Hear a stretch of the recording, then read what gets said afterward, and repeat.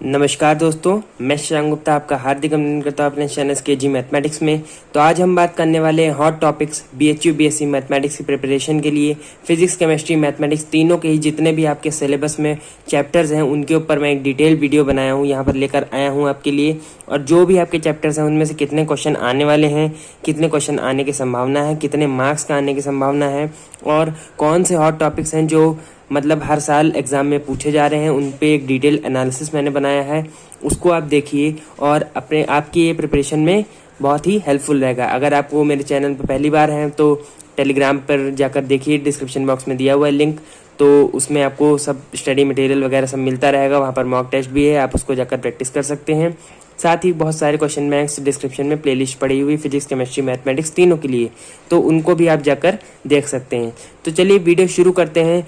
ये वीडियो थोड़ी लंबी ज़रूर रहेगी लेकिन आपके लिए और आपके एग्जामिनेशन में बहुत ही हेल्पफुल रहेगी। और मैं आपको बता दूं कि इस वीडियो में जो भी इन्फॉर्मेशन आपको मिल रही है वो एक संजीवनी बूटी की तरह है। उसको आप ले लीजिए और आप मैच करिए जितना आपने पढ़ा है क्या, और जो मैं बता रहा हूँ यहाँ पर उसमें से कितना आपने पढ़ चुके हैं और क्या आपका छूटा है। कहीं आप ऐसा कोई टॉपिक तो नहीं है जो छोड़ दे रहे हैं और जिसमें से क्वेश्चन आ जा रहे हों, तो उतना आप जानिए। और चलिए वीडियो शुरू करते हैं। फिजिक्स, केमिस्ट्री, मैथमेटिक्स तीनों के ही बारे में बताऊंगा। शुरुआत करते हैं हम फिजिक्स से। तो पहले क्लास 11 के टॉपिक्स लेंगे, units and measurement. Units and measurement से केवल आप डायमेंशन वाला पढ़ लीजिएगा, डायमेंशन ऑफ यूनिट्स, जो भी आपकी यूनिट्स होती हैं उनके डायमेंशंस के बारे में पढ़ लीजिएगा। केवल उसमें से आपको क्वेश्चन कभी कभी देखने को मिल जाता है, 4 ऑप्शन दे देगा, पूछेगा इम्पल्स है तो ml-1 t-1 ये होती है उसकी डायमेंशन, तो उसके बारे में हो सकता है पूछ ले आपसे, तो वो आपसे पूछ सकता है यूनिट्स एंड डायमेंशन में। बाकी और कोई काम की चीज़ तो नहीं यूनिट एंड डायमेंशन में। उसके बाद सेकंड चैप्टर आपका आता है काइनेमेटिक्स। काइनेमेटिक्स में आपका मोशन इन स्ट्रेट लाइन होता है। उसमें आप बच्चों graphs of x and t and v and t, मतलब डिस्प्लेसमेंट टाइम और वेलोसिटी टाइम ग्राफ जरूर देख लीजिएगा। उसमें से क्वेश्चन आते हैं, ग्राफिकल क्वेश्चन जो भी आपके कोर्स बुक में दिए हुए हैं वो सब आप सॉल्व कर लीजिए। बेसिक कॉन्सेप्ट जो स्पीड, वेलोसिटी, एक्सेलरेशन है वो सब आप देखते ही रहते हैं। और मोशन इन स्ट्रेट लाइन में यही सब पढ़ाया भी गया है आपको, सब फिजिक्स में यही सब पढ़ना है। तो मोशन इन स्ट्रेट लाइन इतना ही है केवल। इसमें से देखिए मोशन इन प्लेन जो है उसमें से एक क्वेश्चन देखने को मिलता है, इसकी नॉलेज इसमें यूज़ होती है, इसलिए ये मैंने यहाँ पर लिखा हुआ है। देखिए बहुत सारी चीज़ें हैं जो हो सकता है डायरेक्ट क्वेश्चन जिनमें से ना आए इस बार, लेकिन उनका जो कॉन्सेप्ट है वो अन्य क्वेश्चनों में यूज़ होता है, तो उसको आपको पढ़ना ज़रूर है। ठीक, तो मोशन इन प्लेन में आप स्केलर, वेक्टर, ऑल कॉन्सेप्ट जो भी हैं आप उनको पढ़ना है। रिलेटिव वेलोसिटी बहुत इंपॉर्टेंट है। देखिए जहाँ जहाँ स्टार मैंने बनाया है वो चीज़ें बहुत ज़्यादा इंपॉर्टेंट है, उनको आपको देखना है। तो स्केलर वेक्टर जो हो गया आपका, सारे कॉन्सेप्ट पढ़ने हैं आपको। रिलेटिव वेलोसिटी मतलब भी आपका जो रिलेटिव वेलोसिटी होता है, रेन मैन वाले प्रॉब्लम्स हो गए और जो आपके ट्रेन वाले प्रॉब्लम्स होते हैं उनको आप जरूर देख लीजिएगा। रिलेटिव वेलोसिटी में से एक क्वेश्चन उसमें से आने की संभावना रहती है। अब rectangular components of vector, vector के जो रेक्टेंगुलर कंपोनेंट्स किए जाते हैं, 2 भागों में डिवाइड किया जाता है वेक्टर को, उसमें आप देख लीजिएगा। बाकी स्केलर एंड वेक्टर प्रोडक्ट्स जो है आपका, जैसे वर्क डन की आपकी जो होती है डेफिनेशन फोर्स इनटू डिस्प्लेसमेंट, तो F(S) होता है, डॉट प्रोडक्ट होता है यहाँ पर, ये सब आप जानने की कोशिश करिए। बाकी मोशन इन प्लेन में देखिए 3 इंपॉर्टेंट है। एक रिलेटिव वेलोसिटी है आपका ये वाला, एक आपका प्रोजेक्टाइल है इंपॉर्टेंट, एक आपका है यूनिफॉर्म सर्कुलर मोशन। तो इन तीनों में से किसी में से एक क्वेश्चन आने की संभावना रहती है। प्रोजेक्टाइल मोशन में आप जानते ही हैं, प्रोजेक्टाइल ट्रैजेक्टरी वगैरह आपको उसमें रेंज और वो सब जितना भी होता है वो सब पढ़ाने की कोशिश की जाती है। वो सब आप जानने की, प्रॉब्लम्स उसकी सॉल्व करिए अपनी कोर्स बुक जो भी है। बाकी एनसीईआरटी की पीडीएफ जो है मैंने अपने टेलीग्राम चैनल पर डाल रखी हैं, उनको आप जाकर देख लीजिए। बाकी यूनिफॉर्म सर्कुलर मोशन जो है आपका, यूनिफॉर्म सर्कुलर मोशन जो होता है आपको, उसमें सर्कुलर मोशन और सेंट्रीपिटल फोर्स और सेंट्रीफ्यूगल फोर्स के बारे में बात की जाती है। उसके बारे में जो भी आपकी फिजिक्स की बुक में प्रॉब्लम्स हैं उनको सॉल्व करिए, उतना काफ़ी है, क्योंकि मॉडरेट लेवल का पेपर रहता है आपका, फिजिक्स का भी मॉडरेट ही आता है, तो आप उसको आराम से सॉल्व करिए। बाकी अब मूव करते हैं थर्ड पे, तो लॉज ऑफ मोशन आता है हमारा। तो लॉज ऑफ मोशन में देखिए आप, लॉज ऑफ मोशन में इनर्शिया है आपका, inertia first law of motion, ये आप जानते ही हैं, सब बेसिक कॉन्सेप्ट्स हैं एकदम फिजिक्स के। बाकी उसके बाद आप देखिए तो मोमेंटम है, सेकंड लॉ है, इम्पल्स है आपका, उसके रिलेटेड प्रॉब्लम जो है मोमेंटम और सेकंड लॉ से, ये आप जरूर देखिएगा। जहाँ जहाँ स्टार बना है वो इंपॉर्टेंट है आपका। तो third law of conservation of linear momentum, ये भी काफ़ी इंपॉर्टेंट टॉपिक बनता है आपका। इन सब से आपको बेसिकली क्वेश्चंस आपको देखने हैं सारी चीज़ों से। स्टैटिक एंड डायनेमिक फ्रिक्शन से एक क्वेश्चन आने की उम्मीद रहती है, पर हर साल नहीं देखा जाता, कभी कभी पूछ लेते हैं इनमें से। लॉज ऑफ फ्रिक्शन और रोलिंग फ्रिक्शन, देखिए रोलिंग फ्रिक्शन से एक बार क्वेश्चन आया था आपका 2019 या 18 के पेपर में आया था। टेलीग्राम चैनल पे मैंने पेपर्स भी डाल रखे हैं 15 से लेके 20 तक, तो उनको भी जाकर आप डाउनलोड करें। तो ये लॉज ऑफ फ्रिक्शन में से, रोलिंग फ्रिक्शन में से एक क्वेश्चन आया था एक बार, और तो आने की संभावना है, पर ऐसा नहीं कि हाँ जरूर आ ही जाएगा। तो आप इसको देखिएगा ज़रूर, रोलिंग फ्रिक्शन के कॉन्सेप्ट को, बहुत सिंपल कॉन्सेप्ट है, उसको आप ज़रूर देखिएगा। अब उसके बाद यूनिफॉर्म सर्कुलर मोशन है आपका, सेंट्रीपिटल फोर्स है। तो यूनिफॉर्म सर्कुलर मोशन और सेंट्रीपिटल फोर्स में आप देखिए, मैं एक बार थोड़ा सुव्यवस्थित कर लेता हूँ उसको। तो यूनिफॉर्म सर्कुलर मोशन आपका और सेंट्रीपिटल फोर्स जो है, उसमें से वही क्वेश्चन आते हैं, एक दो कभी कभी आ जाता है एक। और इसमें देखिए vehicle on level circle road, जो सर्कुलर रोड में होता है, bank road, banking of road जो की जाती है उसके लिए क्वेश्चन पूछा जाता है यहाँ पर। तो tan theta equal to v square by RG वाला फॉर्मूला जो होता है आपको जानते होंगे, उससे क्वेश्चन आने की उम्मीद रहती है। बाकी अब 4th चैप्टर पे मूव करते हैं। तो वर्क, एनर्जी और पावर, वर्क एनर्जी पावर काफ़ी इंटरेस्टिंग टॉपिक है और इसमें से एक दो क्वेश्चन पूछने की उम्मीद है। देखिए यहाँ पर मैंने लिखा भी हुआ है। तो work done by constant for variable force, ये तो आपको पता है, kinetic energy, work energy theorem जो होता है आपका, वो आप देख लीजिएगा। पावर है, पोटेंशियल एनर्जी ऑफ स्ट्रिंग है, कंजर्वेटिव फोर्सेस जो होती है, नॉन कंजर्वेटिव फोर्सेस, उनको देख लीजिएगा। Conservation of mechanical energy, kinetic energy, potential energy, all related problem, जितने भी इसके रिलेटेड प्रॉब्लम्स हैं वो आपकी बुक में होंगे, उनको आप सॉल्व करिए। जो भी आपकी कोर्स बुक है, नहीं तो NCERT जिंदाबाद है, उसको आप सॉल्व करिए। बाकी elastic and non elastic collision से एक क्वेश्चन आने की उम्मीद रहती है, और अगर वो क्वेश्चन आता है तो वो क्वेश्चन आता है आपका डायरेक्ट फॉर्मूला बेस आता है, वेलोसिटी वगैरह निकालने को दे देंगे या तो उसकी एनर्जी निकालने को दे देंगे आफ्टर कोलिजन, वो सब आता है क्वेश्चन। तो वो अगर आता है तो उसमें से डायरेक्ट क्वेश्चन आपका फॉर्मूला बेस्ड होगा, उसको आप डायरेक्ट सॉल्व कर ले जाएंगे। बाकी ये कंजर्वेशन ऑफ लीनियर मोमेंटम से आता है, कंजर्वेशन मैकेनिकल एनर्जी से आता है, ये सब क्वेश्चन आते हैं आपके। तो वर्क एनर्जी पावर में 1 से 2 क्वेश्चन कभी कभी बनते हैं, कभी कभी एक भी नहीं पूछा जाता है। ट्रेंड देखिए बदलता रहता है, कोई ज़रूरी नहीं है सब कुछ सेम रहे। बाकी आपका रिजिड बॉडी मोशन हो गया, आपका रिजिड बॉडी रोटेशन हो गया। तो रिजिड बॉडी रोटेशन में आपका जानते ही हैं कि सेंटर ऑफ मास का होता है कॉन्सेप्ट। तो अगर आपको सिस्टम बना के दे दिया जाएगा, ये 3-4 पार्टिकल हैं, उनका सेंटर ऑफ मास निकालिए कहाँ पर होगा, वो उसका क्वेश्चन कभी कभी बनता है। वैसे आपके लेवल का तो नहीं है क्वेश्चन। तो 2 पार्टिकल सिस्टम में या 4 पार्टिकल से जो भी हो, आपका मोमेंट ऑफ फोर्स, टॉर्क और एंगुलर मोमेंटम, इनमें से एक क्वेश्चन बनने की, इन्हीं में से तीनों कॉन्सेप्ट में से एक क्वेश्चन कोई बनता है। मोमेंट ऑफ इनर्शिया ज़्यादातर क्वेश्चन देखा जाता है एग्जाम में आपका। तो moment of inertia, radius of gyration, देखिए आपको दे देंगे एक स्फीयर है, उसके सेंटर ऑफ ग्रेविटी से इतना मोमेंट ऑफ इनर्शिया है, तो उसके प्लेन ऑफ टेंजेंट से यहाँ से कितना होगा सेंटर। तो उसमें आप पैरेलल एक्सिस थ्योरम और परपेंडिकुलर एक्सिस थ्योरम आप जानते होंगे कैसे यूज़ किया जाता है। तो वैसे ही आपका वो सॉल्व किया जाएगा और हो गया क्वेश्चन। तो चलिए अब मूव करते हैं ग्रेविटेशन पर। तो चलिए ग्रेविटेशन में देखिए आपसे 1 से 2 क्वेश्चन पूछे जाते हैं। कभी कभी केपलर्स लॉ से आ जाता है, जो T² = R³ जो होता है, T² = directly proportional to R³, ये वाला जो आपका फॉर्मूला होता है, इससे क्वेश्चन पूछ लिया जाता है कभी कभी। और बाकी आपका एस्केप वेलोसिटी, ऑर्बिटल वेलोसिटी है, इनसे क्वेश्चन आ जाता है कभी कभी। और बाकी जी स्टेशनरी सैटेलाइट है, इनसे कभी कभी क्वेश्चन जो है डायरेक्टिव पूछ लेते हैं आपसे, कि मेमोरी बेस्ड टाइप में। बाकी variation of g with altitude, depth और रोटेशन, इनमें से एक क्वेश्चन आने की उम्मीद रहती है।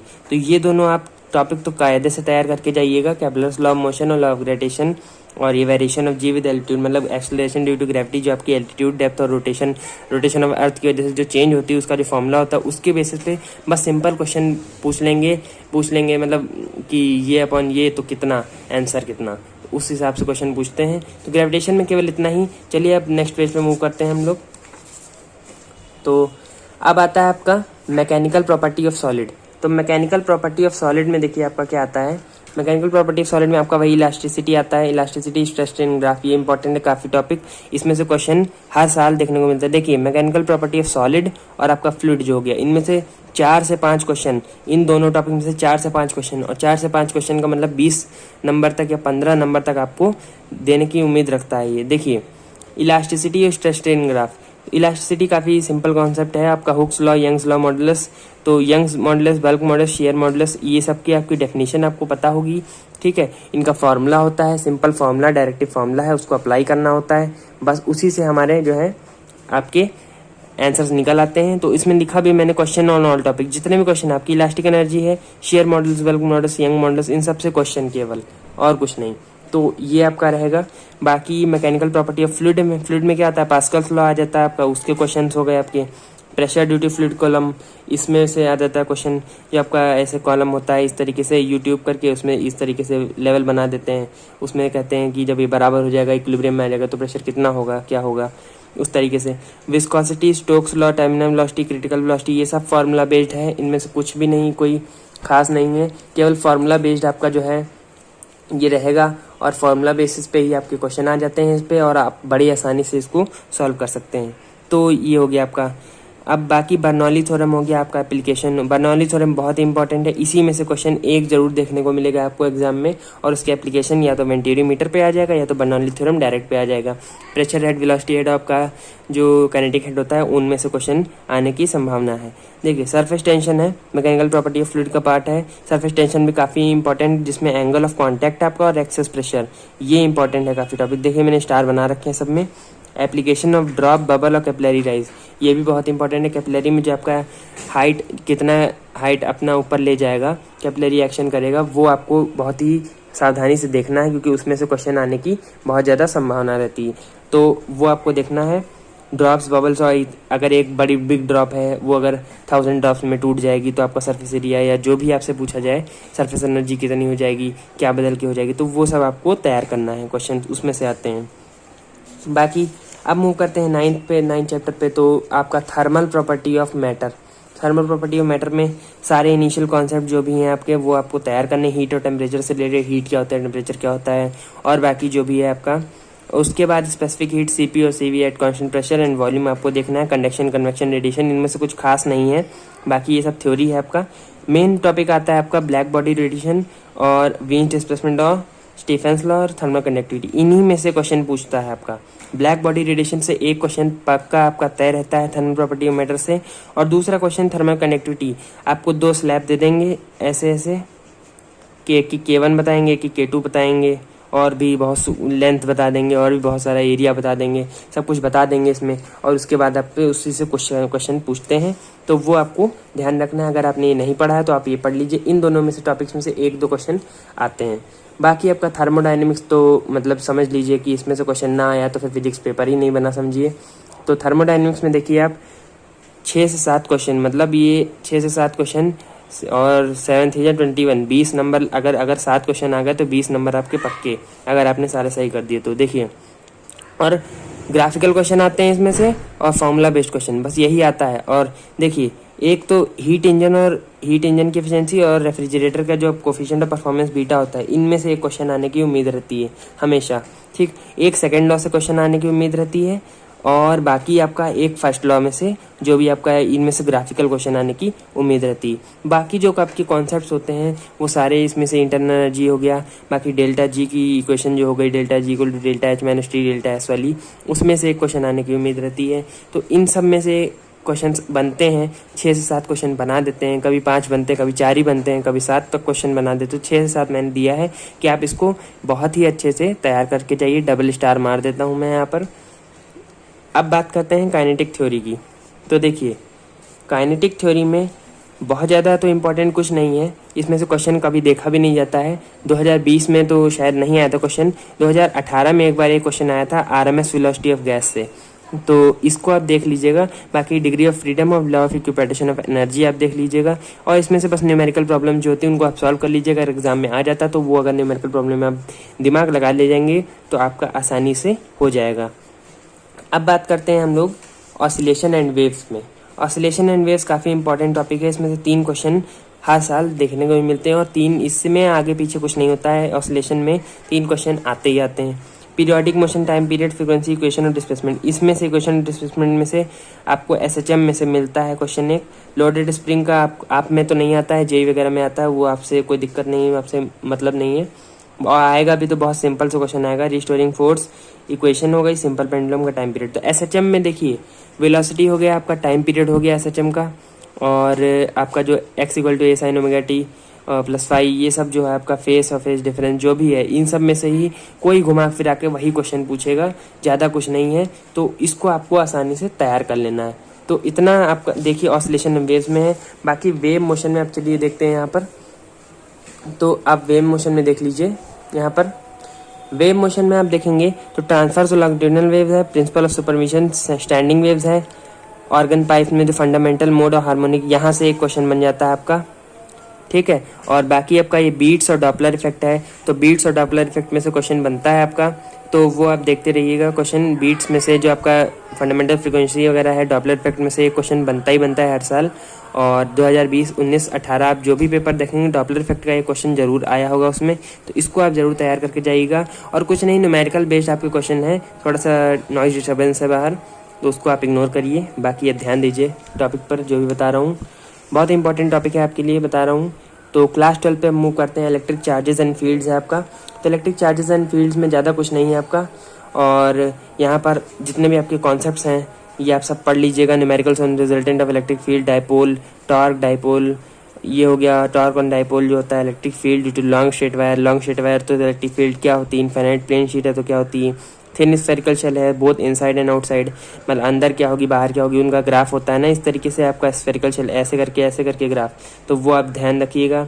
तो चलिए अब इलेक्ट्रोस्टैटिक पोटेंशियल और कैपेसिटेंस जान लेते हैं उसमें क्या आता है। तो इसमें से ज़्यादातर क्वेश्चंस आप देखिए 3-4 क्वेश्चंस देखिए। इसमें आपका इलेक्ट्रिक चार्ज हो गया, फील्ड हो गया, इलेक्ट्रोस्टैटिक पोटेंशियल, कैपेसिटेंस हो गया, करंट इलेक्ट्रिसिटी हो गया।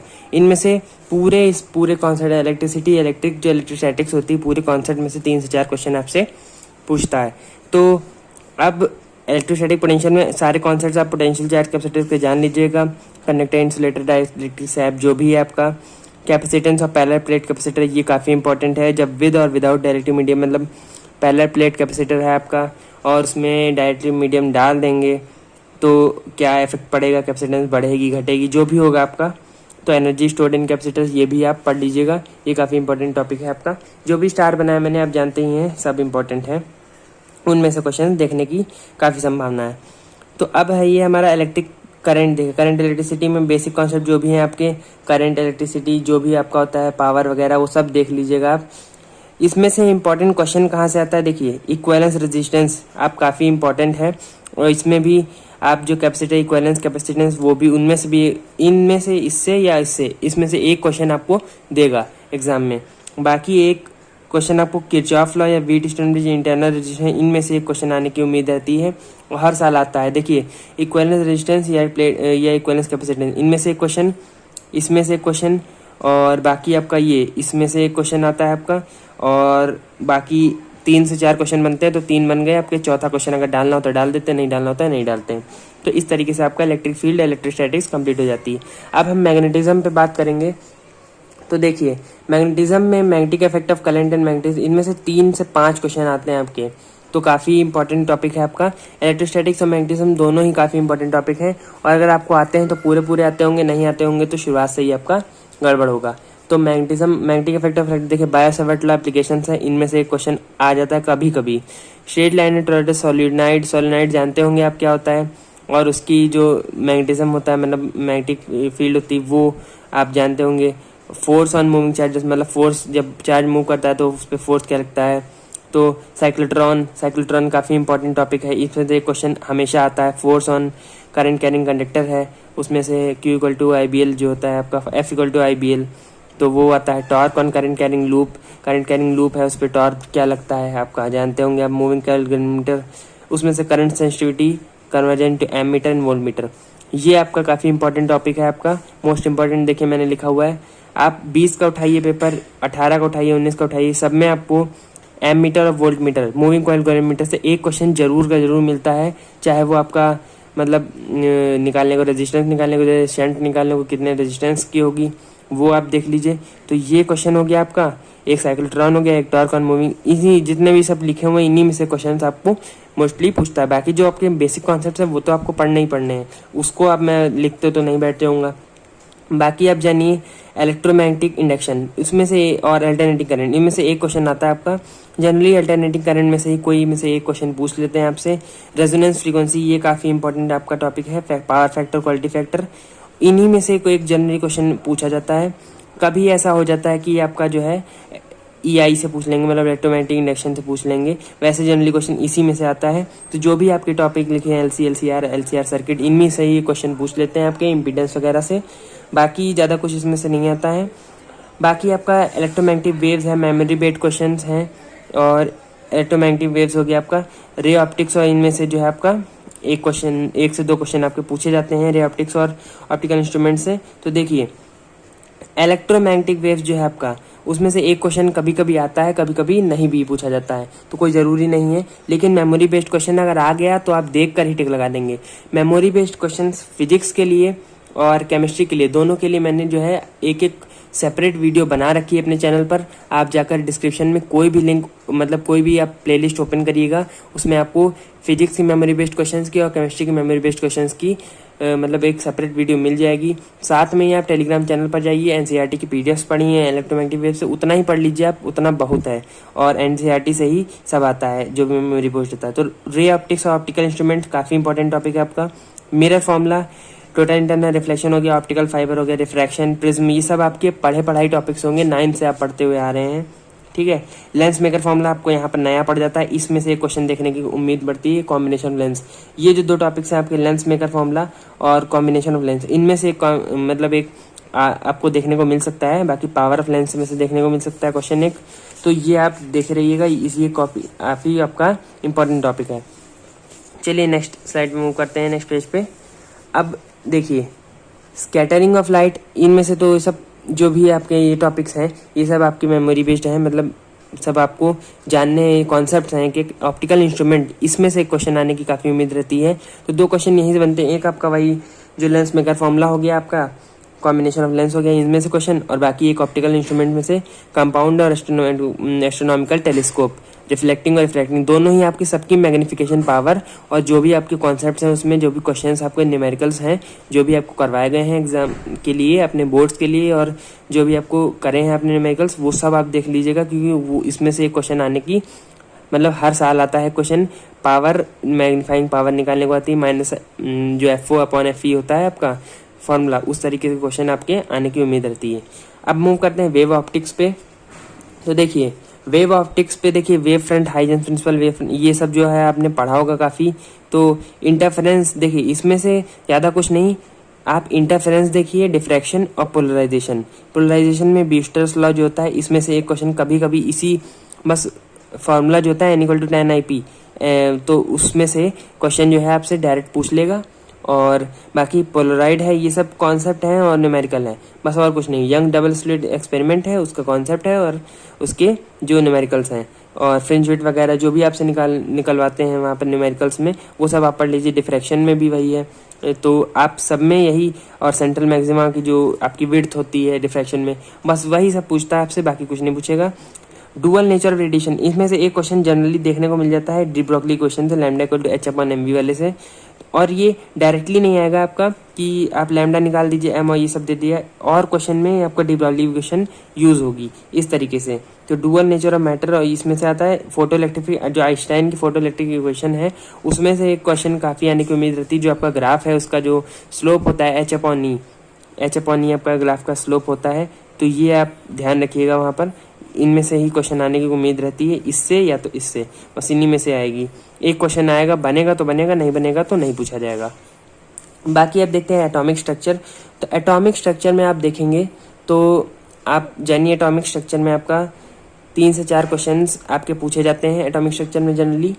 और आपके हाइड्रोजन स्पेक्ट्रम ट्रांजिशन हो गया, क्वेश्चन हो गया, इसमें से एक क्वेश्चन बनता है आपका, जो आपकी रिडबर्ग कांस्टेंट वाली इक्वेशन होती है ना लैम्डा निकालने के लिए, तो वो उससे एक पूछता है 1/n1² - n2² वाली, तो उससे आता है क्वेश्चन। और बाकी ये आपका रेडियो एक्टिविटी से क्वेश्चन, इसमें से क्वेश्चन, इसमें से क्वेश्चन बनता ही बनता है, हर साल आता है क्वेश्चन। तो ये जो फार्मूला बेस्ड क्वेश्चंस हैं, इनमें से ही जो है आपका आता है मास एनर्जी रिलेशन और न्यूक्लियर फिजन फ्यूजन, इनमें से काफ़ी कम क्वेश्चन देखने को मिलता है। बाकी मेनली आपका इन्हीं में से क्वेश्चन जो है आपका अल्फा बीटा गामा, उनकी प्रॉपर्टीज में से कुछ पूछ सकते हैं। बाकी सिंपल क्वेश्चन बनाएगा तो यहीं से बना देगा, वरना आपका radioactivity, decay law, half life, mean life, hydrogen spectrum, इन्हीं में से क्वेश्चन जो है आपका बन जाता है। अब जो आपका टॉपिक है अगला, वो है इलेक्ट्रॉनिक डिवाइसेस, मतलब इसमें आपका सेमीकंडक्टर्स, आपका पीएन जंक्शन डायोड, ये सब कवर होता है, जीना डायोड वगैरह। तो इसके लिए ऊपर भी मैंने पूरी डिटेल वीडियो बना रखी है, फिजिक्स के मेमोरी बेस्ड क्वेश्चन जो मैंने आपको पहले बता चुका हूँ वीडियो में, तो उसको आप जाकर जरूर देखिएगा। इलेक्ट्रॉनिक डिवाइसेस, सेमीकंडक्टर्स हो गया, germanium, silicon, energy gap, insulator, conductor, ये सब आप पढ़ लीजिएगा, ये सब समझने वाली चीज़ है। बाकी इन्हीं में से थ्योरी में से एक क्वेश्चन पूछ लेता है, तो इसकी थ्योरी में से एक क्वेश्चन आपको देखने को मिल जाएगा। एनसीईआरटी की पीडीएफ आपको मेरे टेलीग्राम चैनल पे मिल जाएंगी, जो आपको डिस्क्रिप्शन में दी हुई हैं। बाकी आप पीएन जंक्शन डायोड से फॉरवर्ड बायस, रिवर्स बायस, और ये आपका जो इक्वेशन होती है, इनमें से क्वेश्चन कभी कभी पूछ लेते हैं। और जो आपका वोल्टेज एम्पलीफिकेशन फैक्टर बीटा और अल्फा जो आपके आई सी अपॉन आई बी और आई अपॉन आई जो आपका इक्वेशन होती है, फिलहाल मुझे नहीं याद आ रही, तो वो आप ज़रूर पढ़ लीजिएगा जो आपके जो भी न्यूमेरिकल्स हैं। और बीटा और अल्फा में जो रिलेशन होती है, beta equal to alpha upon 1 minus alpha या alpha equal to beta upon 1 plus beta, तो ये सब आप ध्यान रखिएगा। इनमें से क्वेश्चन आपके आते हैं। जीना डायोड और वोल्टेज रेगुलेटर, इनमें से भी क्वेश्चन कभी कभी पूछा जाता है। एक ही क्वेश्चन आएगा, या तो ऊपर में से आएगा इसकी थ्योरी से, या तो इनमें से न्यूमेरिकल्स पूछ लेगा, थोड़ा बहुत वैल्यू देगा उससे न्यूमेरिकल पूछ लेगा, बाकी कुछ इससे उम्मीद नहीं है। तो फिजिक्स का मैंने पूरा आपका ऊपर से नीचे तक क्लास 11 से लेकर क्लास 12 तक पूरा कवर कर दिया है अभी तक। तो आई होप आपको अभी तक वीडियो समझ में आ रही होगी। अब हम मूव करेंगे केमिस्ट्री के ऊपर। तो वीडियो लंबा है, लेकिन आपको जो टॉपिक्स हैं उनके ऊपर जो थ्योरी है और जो भी मैं यहाँ पर बता रहा हूँ, आप देखते रहिए कौन सा आपका छूटा है, कौन सा आपका हो गया है। तो ये सब चीज़ें जानना बहुत ज़रूरी है, क्योंकि अब एग्ज़ाम में आपको ज़्यादा दिन नहीं बचे हैं, 30 से 40 दिन बचे हुए हैं। एक स्ट्रेटजी वीडियो मैंने डाली, उसको भी आप देख लीजिएगा जाकर, आपको कोई भी प्लेलिस्ट में मिल जाएगी वो वाली। तो अब देखिए, बेसिक कॉन्सेप्ट ऑफ केमिस्ट्री है आपका। केमिस्ट्री की क्लास 11 से शुरू करते हैं। बेसिक कॉन्सेप्ट ऑफ केमिस्ट्री, कोई भी डायरेक्ट क्वेश्चन नहीं आता है। मोल कॉन्सेप्ट है, इसको आपको अच्छे से पढ़ना है, क्योंकि मोल कॉन्सेप्ट में आपका जो है, इसमें से एग्जाम में डायरेक्ट तो क्वेश्चन नहीं पूछेगा, लेकिन जो दूसरे कॉन्सेप्ट हैं उनमें से क्वेश्चन इसमें पूछता रहता है। तो बाकी आपका स्ट्रक्चर ऑफ एटम हो गया। स्ट्रक्चर ऑफ एटम में आपको एक क्वेश्चन पूछेगा, या तो आपको यहाँ ऑर्बिटल्स और एसपीडीएफ इनमें से तो क्वांटम नंबर्स वाले में से पूछ लेगा, या तो आपको ये प्रिंसिपल में से अबाउ रूल इनमें से कुछ क्वेश्चन पूछ सकता है। स्टेबिलिटी जो आपकी होती है, हाफ फील्ड और फुल फील्ड, ये सब आपके थ्योरी पार्ट है, ये आपको सब देखना है। बाकी आपको डी ब्रॉगली क्वेश्चन से एक क्वेश्चन पूछ सकता है, और बाकी इसमें से बनता भी क्वेश्चन, कभी कभी नहीं भी पूछते हैं, ट्रेंड चेंज हो जाता है कभी कभी। देखिए, उसके बाद आपका आता है केमिकल बॉन्डिंग चैप्टर, जो कि आपका मोस्ट मतलब एग्जामिनर का सबसे ज़्यादा पसंदीदा है। इसमें से क्वेश्चन जरूर आता है केमिकल बॉन्डिंग से। 5 से 6 क्वेश्चन पूछे गए 2020 में, और 5 से 6 की ही उम्मीद है, क्योंकि आपके जो और टॉपिक्स हैं उन पर वेटेज कम दिया जा रहा है आजकल।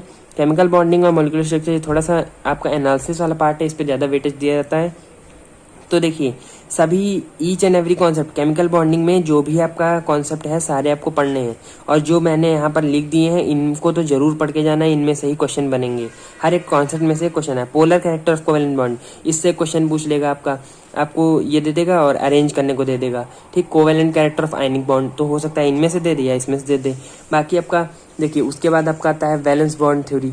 तो वैलेंस बॉन्ड थ्योरी, वीबीटी आपका जानते ही होंगे। वैलेंस बॉन्ड थ्योरी, रेजोनेंस हो गया, जो रिंग होती है आपकी बेंजीन रिंग, उससे रेजोनेंस से इससे पूछ लेता है, या तो केमिकल बॉन्डिंग या वहाँ ऑर्गेनिक में पूछ लेता है।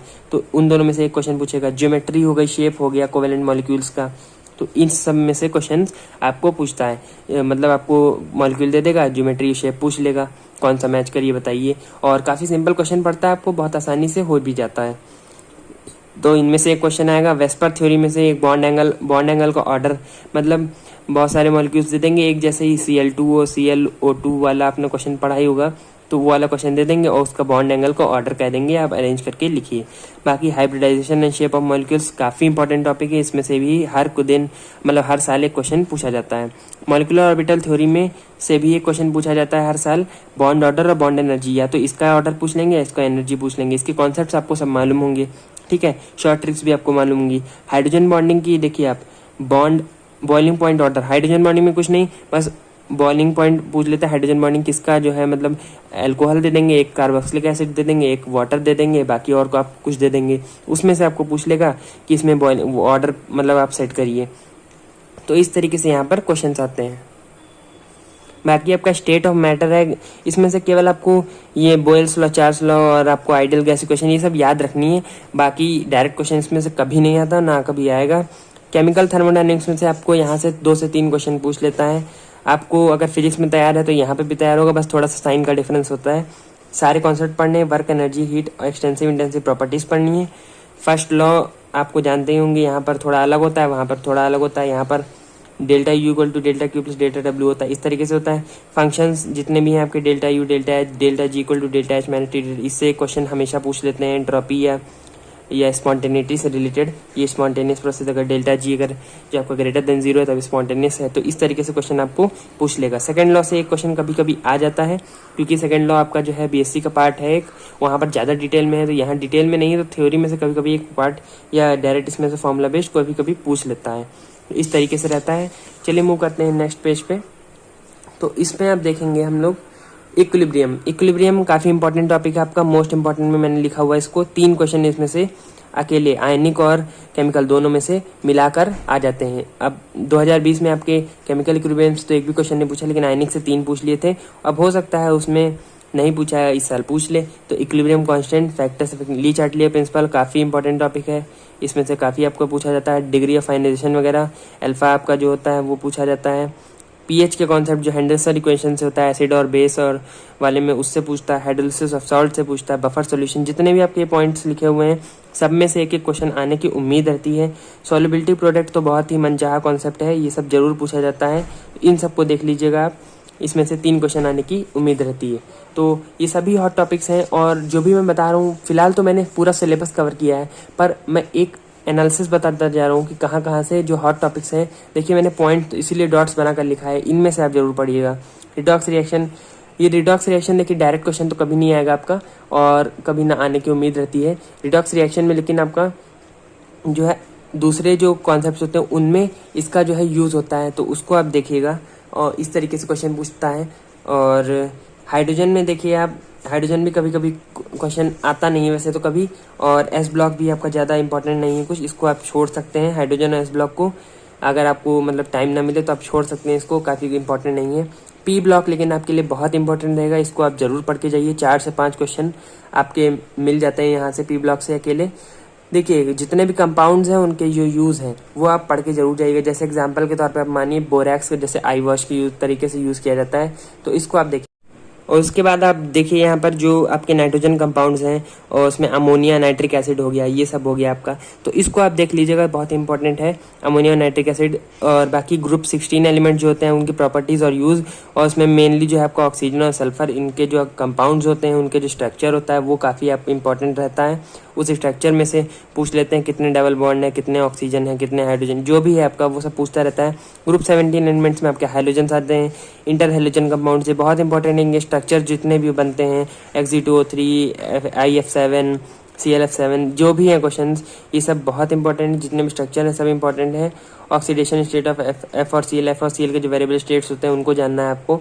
नोबल गैसेस में केवल आपको यूज़ पढ़ने हैं, जो हीलियम और आर्गन, नियॉन, क्रिप्टन, जितने भी आपके नोबल गैस उनके केवल आपको यूज़ पढ़ने हैं। जरा सा पेन गिर गया था, उस पर ध्यान मत दीजिए आप। तो डी और एफ ब्लॉक जो है आप उसको छोड़ दीजिए बिल्कुल, क्योंकि डी और एफ ब्लॉक में से क्योंकि क्वेश्चन काफ़ी कठिन होते हैं, तो आपके यहाँ जनरली मतलब नॉर्मली नहीं पूछते हैं।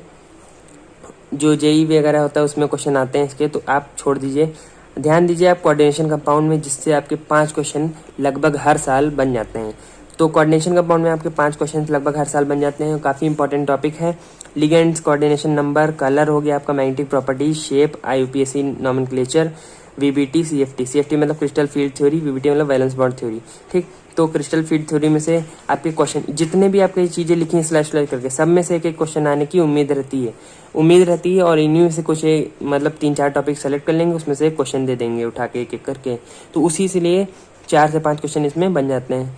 बाकी क्लास 11th की जो ऑर्गेनिक केमिस्ट्री है उसमें से आपके 4 से 5 क्वेश्चन बनने की उम्मीद रहती है, जिसमें आपका GOC होता है और मैकेनिज्म होता है। जनरल ऑर्गेनिक केमिस्ट्री हो गया, मैकेनिज्म हो गया। तो देखिए हाइड्रोकार्बन में सारी basic knowledge, alkane, alkene, alkyne, सारी रिएक्शंस आपको पढ़नी है।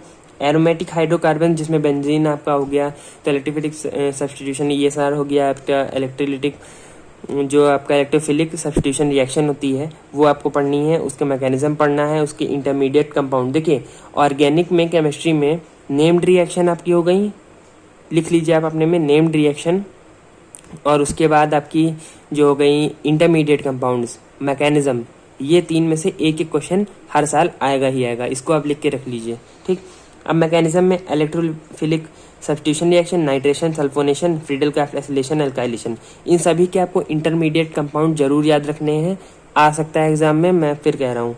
एरोमेटिसिटी, कौन सा कंपाउंड एरोमेटिक है कौन सा नहीं है, इसकी कंडीशंस होती हैं। साइक्लिक है तो एरोमेटिक है, और भी बहुत सारी चीज़ें होती हैं, उसको आप देखिएगा। रेजोनेंस, तो बेंजीन रिंग में रेजोनेंस होता है, उसकी वजह से एक्स्ट्रा स्टेबिलिटी मिलती है उसको, तो वो सब आप जानिएगा। मार्कोनिकॉफ रूल और परऑक्साइड इफेक्ट, मतलब एक में मार्कोनिकॉफ लगता है, एक में परऑक्साइड इफेक्ट करके जो आप चेंज कर सकते हैं, तो उसको आप जरूर देखिएगा। कौन से वाले हाइड्रोजन पे, मतलब कौन से वाले कार्बन पे आपका जुड़ेगा जाके कंपाउंड, मतलब आपका जो ग्रुप है, तो वो आप जरूर देखिएगा। ये कॉन्सेप्ट में से क्वेश्चन आने की, इन्हीं सब में से क्वेश्चन आते हैं और हर साल क्वेश्चन पूछे जा रहे हैं। अब हम क्लास 12 की केमिस्ट्री के बारे में मूव करते हैं। तो देखिए, सॉलिड स्टेट आपका हो गया, उसमें आप पूरा ये जो है आयनिक कोवेलेंट आपका मेटेलिक सॉलिड हो गया, इनके एग्जांपल्स और यूज़ पढ़ लीजिएगा। एमॉर्फस और क्रिस्टलाइन सॉलिड, इनके भी एग्जांपल्स यूज़ पढ़ लीजिएगा। बाकी सॉलिड स्टेट में आपको यूनिट सेल पढ़ने हैं, जितने भी आपके unit cell, primitive unit cell, जो भी आपके सारे होते हैं यूनिट सेल, जितने टाइप के होते हैं वो सब पढ़ने हैं। उनका कोऑर्डिनेशन नंबर क्या है वो सब पढ़ना है आपको। डेंसिटी, पैकिंग एफिशिएंसी, इनकी सब डेफिनेशन होती है, इनके सब जो है आपके फार्मूला होते हैं। फार्मूला को आपको देखना है, number of words, number of atoms पर यूनिट सेल कितने हैं आपके, ये सब आपको देखना है। न्यूमेरिकल बेस्ड क्वेश्चन आते हैं इसमें से। रेडियस जो होता है r=a/√3 a/2√2, जो भी होता है आपका वो सब आपको देख लेना है। सभी में से क्वेश्चन जो है इन्हीं में से पूछता है। बाकी एक क्वेश्चन जो होता है इसमें वो पॉइंट डिफेक्ट में से पूछता है, स्कॉटकी डिफेक्ट या फ्रेंकल डिफेक्ट में से। एग्जाम्पल से जनरली पूछ लेता है कौन सा जो है किस डिफेक्ट को शो कर रहा है, तो ये आप देख लीजिएगा। इनमें से एक या दो क्वेश्चन पूछने की उम्मीद रहती है। बाकी आप सॉल्यूशन में देखेंगे तो सॉल्यूशन में आपका काफ़ी इंपॉर्टेंट चैप्टर बन जाता है, क्योंकि एक से दो क्वेश्चन इसमें भी पूछ लेता है। Solubility of gas in liquid, इसमें हेनरी लॉ में से कभी कभी क्वेश्चन एक आ जाता है। बाकी राउल्ट्स लॉ तो आपका इंपॉर्टेंट है ही। क्वालिटेटिव प्रॉपर्टीज़ में देखिए, जितने भी ये दिखे हुए हैं क्वालिटेटिव प्रॉपर्टीज जो भी होती हैं आपकी, डिटर्मिनेशन ऑफ मॉलिक्यूलर मास, ये 4 क्वालिटेटिव प्रॉपर्टीज़ हैं। बाकी ये जो दोनों हैं ये आपके और टॉपिक्स हैं, मॉलिक्यूलर मास का और वेंट ऑफ फैक्टर का। तो इनमें से सब में से न्यूमेरिकल ही आता है, जो भी आएगा न्यूमेरिकल ही आएगा। आपका सॉल्यूशन चैप्टर में से एक से दो क्वेश्चन आएंगे, वो आप तैयार कर लीजिएगा। तो अब मूव करते हैं इलेक्ट्रोकेमिस्ट्री पे। तो इलेक्ट्रोकेमिस्ट्री से भी एक दो क्वेश्चन, सब में से ही जो आपके 12th की केमिस्ट्री ना, हर एक को चैप्टर उठाइए, उसमें से एक दो क्वेश्चन जो भी हैं सब में से एक दो क्वेश्चन इस तरीके से पूछेगा। तो इलेक्ट्रोकेमिस्ट्री में EMF of cell, standard electro potential हो गया, नेक्स्ट इक्वेशन हो गया, अरहेनियस इक्वेशन हो गया आपका, और जी और ईएमएफ के बीच में जो रिलेशन होता है डेल्टा जी इक्वल टू जो भी होता है E naught cell minus NRT upon जो NF होता है, जो भी होता है अब याद नहीं रहा मुझे। तो और मोलर कंडक्टिविटी, इनफाइनाइट डिल्यूशन, इसका भी सबका फॉर्मूले होते हैं। कोलरास लॉ होता है, तो इनके सबके फॉर्मूले होते हैं। डिग्री ऑफ डिसोसिएशन, इनके सबके फॉर्मूले होते हैं। आपको बस फॉर्मूले मतलब कॉन्सेप्ट पढ़ना है, फॉर्मूला देखना है किस तरीके से है, और उसमें से न्यूमेरिकल्स लगाने हैं, तो उस तरीके से ही क्वेश्चन आपके बन जाएंगे। बाकी आप केमिकल काइनेटिक्स देखिए, केमिकल काइनेटिक्स से 2 से 3 क्वेश्चन काफ़ी मतलब मनचाहा कॉन्सेप्ट है केमिकल काइनेटिक्स। इससे ज़्यादा क्वेश्चन पूछता है हमेशा, क्यों पूछता है मुझे नहीं पता, लेकिन पूछता है। रेट ऑफ रिएक्शन हो गया आपका, factors affecting rate of concentration, temperature, catalyst, इनमें से ऑर्डर, मॉलिक्यूलरिटी, रेट लॉ आपका, first second third law, first order, zero order और सेकंड ऑर्डर, और हाफ लाइफ इनकी जो होती है उन सब के फॉर्मूले होते हैं। वो सब आप इंटीग्रेटेड जो क्वेश्चंस होती हैं उन सबको देखिएगा, और इनके जो क्वेश्चंस होते हैं उसी में से क्वेश्चन में से ही 2-3 क्वेश्चन पूछ लेता है कभी कभी, और हर साल पूछा जाता है। 2 से 3 ही क्वेश्चन पूछेंगे, इससे कम नहीं पूछेंगे। तो केमिकल काइनेटिक्स आपको ज़रूर पढ़ना है, ये आपका स्टार वाला टॉपिक हो गया। ठीक, सरफेस केमिस्ट्री के लिए मैंने एक डेडिकेटेड वीडियो बना रखा है, जैसा कि मैंने बताया केमिस्ट्री और फिजिक्स दोनों के ही, तो वहाँ से आप देख लेंगे। बाकी मैं आपको यहाँ बता देता हूँ, adsorption, absorption, physical chemical, factors affecting adsorption, gas on solid, मतलब ऑल मटेरियल्स, और ग्राफ, जितने भी आपके फैक्टर्स हैं एड्जॉर्प्शन पे गैसेस में वो सब पढ़ने हैं आपको। ग्राफ जो भी हैं इनके, फ्रेंडलिक, एब्जॉर्प्शन, आइसोथर्म जो होता है आपका, वो आपको देखना है, उसका ग्राफ देखना है। कोलाइडल स्टेट में जो आपकी टेबल बनी है, जितने भी सॉल्स दिए, जितने भी आपके दिए हुए हैं, सॉलिड सॉलिड सॉलिड ये सब हैं, उसको पढ़ना है, यूज़ पढ़ने हैं उनके। और उसके बाद आपको कोलाइड की प्रॉपर्टी पढ़नी, Tinder effect, Brownian movement, electrophoresis, coagulation, जो भी है आपके सारे आपको पढ़ लेने हैं। तो अब मूव करते हैं नेक्स्ट वाले पेपर पे। तो उसके बाद आपका जो है जनरली आपका ऑर्गेनिक शुरू हो जाता है। तो हेलो एल्केन और हेलो एरीन्स हो गया आपका, एक दो क्वेश्चन इनमें से पूछ लेता है। फिजिकल केमिकल देखिए, जितना भी आपका ये आपका है ऑर्गेनिक क्लास 12th का, इनमें से केमिकल प्रॉपर्टीज़ और आपका ये जो रिएक्शंस हैं, बस इन्हीं में से क्वेश्चन पूछेगा। बाकी उसके बाद नेम रिएक्शन हो गया, वो तो अलग ही हो गया, उसमें से तो क्वेश्चन आता ही आता है। ठीक है, बाकी उसके बाद जो आपके केमिकल प्रॉपर्टीज़ में और जो आपके मतलब ऑर्डर वाले क्वेश्चन होते हैं, जैसे प्राइमरी सेकेंडरी टर्शियरी एल्कोहल हो गया, इनका ऑर्डर, तो उस तरीके से क्वेश्चन आपको पूछता है। ठीक, तो हेलो एल्केन देखिए physical chemical property, halo arene में nature of C X bond, ये काफ़ी इंपॉर्टेंट टॉपिक, इसमें से क्वेश्चन बनता है। सब्स्टिट्यूशन रिएक्शन, जो भी आपकी रिएक्शन है सब पढ़िए, रिएक्शन तो आपको सब पढ़नी ही पढ़नी। तो इसके बाद चलिए हम लोग अल्कोहल, फिनॉल और ईथर के बारे में जान लेते हैं। 2 से 3 क्वेश्चन पूछेगा इसमें। प्रिपरेशन आपको देखना है अल्कोहल का, किस तरीके से प्रिपरेशन होते हैं, जो भी आपके नेम रिएक्शन है वो देखना है, इंटरमीडिएट कंपाउंड देखना है, फिजिकल केमिकल प्रॉपर्टी सब में पढ़ना है आपको। यहाँ पर प्राइमरी सेकेंडरी और टर्शरी जो अल्कोहल है उनके बीच में ऑर्डर देखना है आपको, और मैकेनिज्म ऑफ डिहाइड्रेशन आपको इंटरमीडिएट ग्रुप जरूर देख लेना है, सभी जो भी आप मैकेनिज्म पढ़ेंगे और रिएक्शन होंगे उनमें इंटरमीडिएट ग्रुप जो बन रहा है वो ज़रूर देखना है आपको। तो इस तरीके से आपका ये हो जाता है सेकेंड। तो इसमें जहाँ भी स्टार बने वो आपके इंपॉर्टेंट है। तो फिनॉल हो गया आपका, फिनॉल में आपका प्रिपरेशन हो गया, प्रिपरेशन में आपका उसके बाद फिजिकल और केमिकल प्रॉपर्टीज़ हो गई, एसिडिक नेचर ऑफ फिनॉल हो गया, इस तरीके से ये सारे इलेक्ट्रोफिलिक सब्स्टिट्यूशन रिएक्शन हो गया, यूज़ ऑफ फिनॉल, ईथर में preparation, physical chemical properties, use, जो भी आपकी रिएक्शन है यहाँ पर बेसिकली वो सब पढ़नी है आपको। कन्वर्जन्स पढ़ने हैं आपको, ए से बी से सी से डी, इस तरीके से होगा, एग्जाम में भी इस तरीके से पूछा जाता है, बोर्ड्स में भी पूछा जाता है, तो दोनों जगह इंपॉर्टेंट है, आपको पढ़ना ही पढ़ना है। ठीक, तो यहाँ पर मैंने आपके लिए लिख दिया है, देखिए स्टार बनाकर, कि learn all the naming reactions and final compound, इनके फाइनल कंपाउंड भी देखने हैं आपको इस तरीके से। अब आपको देखिए एल्डिहाइड, कीटोन और कार्बोक्सिलिक एसिड, तो इसमें एल्डिहाइड कीटोन, इसमें से 1-2 क्वेश्चन पूछ लेते हैं एल्डिहाइड का, इसमें से एक एल्डिहाइड कीटोन में से और एक कार्बोक्सिलिक एसिड में से। तो देखिए method of preparation, physical chemical properties सब में पढ़नी है, वो तो बताया ही है। उसके बाद आप देखिए mechanism of nucleophilic addition reaction, क्योंकि एल्डिहाइड कीटोन्स में आपका न्यूक्लियोफिलिक एडिशन होता है क्योंकि डबल बॉन्ड होता है, तो रिएक्टिविटी ऑफ अल्फा हाइड्रोजन भी आपको पढ़नी है, यहाँ पर यूज़ पढ़ना है। कार्बोक्सिलिक एसिड में मेथड ऑफ प्रिपरेशन हो गया, एसिडिक नेचर ये सब हो गया। एसिडिक नेचर आप देख लीजिएगा कार्बोक्सिलिक एसिड का, क्योंकि ये काफ़ी इंपॉर्टेंट है, इंक्रीजिंग और डिक्रीजिंग ऑर्डर में जो क्वेश्चंस होते हैं वो पूछे जाते हैं यहाँ पर। फिजिकल और केमिकल प्रॉपर्टीज काफ़ी इंपॉर्टेंट है कार्बोक्सिलिक एसिड की, और जो भी रिएक्शंस यहाँ पर आपको बताई गई हैं आपके टीचर द्वारा, जो भी आपको बोर्ड में प्रिस्क्राइब्ड है, जो भी आपकी बुक में है, सब पढ़नी है आपको, सारी इंपॉर्टेंट है। उसके बाद आता है आपका नाइट्रोजन कंटेनिंग कंपाउंड यानी अमीन्स। तो method of preparation, physical chemical सब में वही कॉमन है, देखिए use, primary secondary tertiary amines, reactivity उनकी, reactivity order, preparation of diazonium salt, ये काफ़ी इंपॉर्टेंट टॉपिक है आपका, इसमें से क्वेश्चन आपका आता है। एनेलिन वगैरह जो आपके कंपाउंड्स बनते हैं, एजोडाइज वगैरह हो गई आपकी, एनेलिन हो गई, डबल फिनॉल जो इस तरीके से बनता है, वो synthesis of aromatic compounds and एजेजोइड, जितने भी एरोमेटिक कंपाउंड की सिंथेसिस आपको पढ़ाए जाएंगे, पैरासीटामॉल हो गया, एस्पिरिन हो गया, समझ रहे हैं ना, तो वो सब आपसे यहाँ पर पूछ सकता है। ठीक है, all the related conversion and name reaction, उनमें से 2 क्वेश्चन बनेंगे। नेम रिएक्शन में से हो सकता है दोनों पूछ लें, या एक कन्वर्जन दे दें, एक नेम रिएक्शन का क्वेश्चन दे देंगे। ठीक, तो उसके बाद आपका बायोमोलिक्यूल हो गया, पॉलीमर हो गया, केमिस्ट्री इन एवरीडे लाइफ हो गया, general principle of isolation, surface chemistry, ये सारे मेमोरी बेस्ड क्वेश्चन हैं, इनके ऊपर एक वीडियो बनी हुई है, आप जाकर उसे देख लीजिए। और उसके बाद देखिए 1 से 2 क्वेश्चन इनमें से पूछेगा, इन सारे चैप्टर्स में से किसी में से भी 1 से 2 क्वेश्चन पूछेगा, वहाँ पर मैंने सारी डिटेल दे दीजिए, वो वीडियो बनाई मैंने, उसमें सारे चैप्टर्स के बारे में मैंने डिटेल बताया, कहाँ से क्वेश्चन कहाँ से पढ़ना है आपको। टेलीग्राम पे इन सब के PDF मिल जाएंगे आपको NCERT के, तो वहाँ से डाउनलोड कर लीजिए। चलिए अब मैथमेटिक्स में मूव करते हैं। काफ़ी जो आपका टफ रहता है मैथमेटिक्स का जो पोर्शन, उस पर मूव करते हैं। तो मैथमेटिक्स को मैं ईजी बना दूंगा, चलिए देखते हैं अब इसको। तो पहला चैप्टर आपका क्लास 11 से शुरू करते हैं, सेट्स रिलेशन एंड फंक्शंस। देखिए सेट्स में से ज़्यादा कुछ नहीं पूछता है आपका, और रिलेशन फंक्शन आपका यहाँ पर भी है और वहाँ पर भी है, मतलब आपका क्लास 12th में भी। तो रिलेशन फंक्शन यहाँ पर आपको जनरल नॉलेज दी गई है, कुछ फंक्शंस के बारे में, डोमेन रेंज के बारे में। तो डोमेन रेंज यहाँ पर आपको पढ़ना है ये सब, और वहाँ पर आपका जो क्वेश्चंस के मतलब बनेंगे वहीं मेनली 12th क्लास से बनेंगे, तो मैं आगे बताऊंगा आपको। Domain range, real value function जितने भी आपके, मॉडुलस, सिग्नम, एक्सपोनेंशियल, लॉगरिथमिक जितने भी आपके फंक्शंस हैं, उनकी आपको एक जनरल आइडिया ले लेना है, उनका ग्राफ कैसा है। ठीक है, तो ये सब आपको देखना है। अब ट्रिग्नोमेट्रिक फंक्शंस, इसमें से जो पूरी ट्रिग्नोमेट्री आपकी क्लास 11th की है उसमें से 4 से 5 क्वेश्चन पूछ लेते हैं। तो बेसिक फॉर्मूला ट्रिग्नोमेट्रिक फंक्शंस में है जो भी आपके sin x + y, cos x + y वाले, तो tan ± x वाली y वाले, तो जितने भी आपके फॉर्मूले हैं वो सब आपको रटे हुए होने चाहिए एकदम एक तरीके से।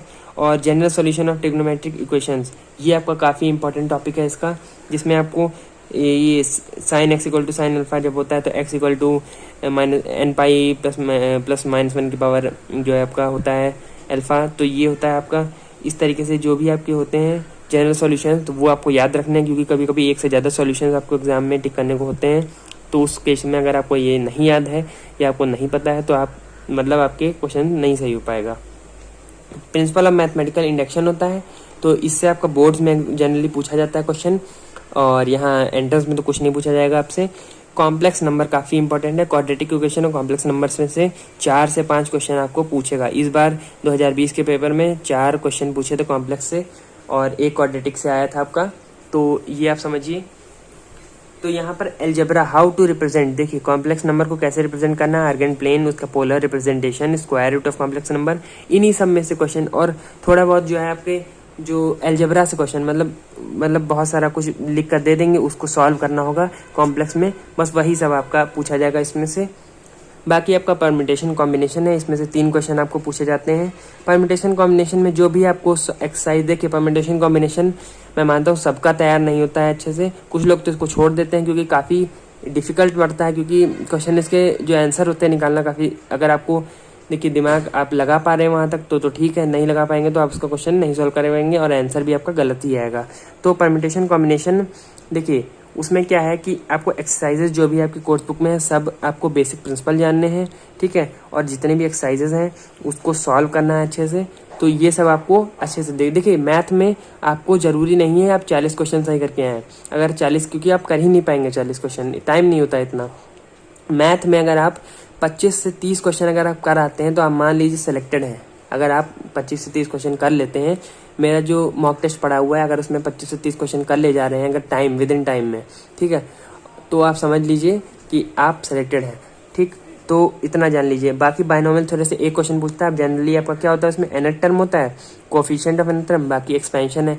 तो इसमें से कभी कभी एक क्वेश्चन पूछ लेते हैं या तो इसका जो है दूसरे के उसमें थोड़ा सा मिला जुला कर क्वेश्चन पूछते हैं।